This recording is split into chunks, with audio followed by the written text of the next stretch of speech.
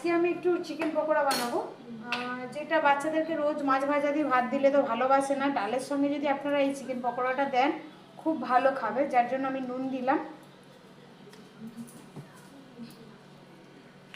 লেবুর রস, আর এখানে আছে লঙ্কা গুঁড়ো, গোলমরিচ গুঁড়ো, ধনে গুঁড়ো, হলুদ গুঁড়ো, একটু আজিনা মটর, কাশ্মীরি লঙ্কার গুঁড়ো, জিরে গুঁড়ো, এটা আর একটু আদা রসুন পেস্ট অল্প অল্প করে দিয়ে ম্যারিনেট করে আধা ঘন্টা মতন রেখে দেবো, যেটা ভাত খাওয়ার ডালের পাতে ভেজে দিলে বাচ্চারা খুব অনায়াসে খেয়ে ফেলে। তেল গরম করতে দিয়ে দিয়েছি, আধা ঘন্টা পার হয়ে গেছে। এখন দিয়ে দিলাম ব্রেড ক্রাম্বস, আপনাদেরকে বলা হয়নি ওর সঙ্গে একটু ডিম দেওয়া আছে আমার, আর এটা ময়দা আর একটু কর্নফ্লাওয়ার, এটাকে আমি মেখে নেব।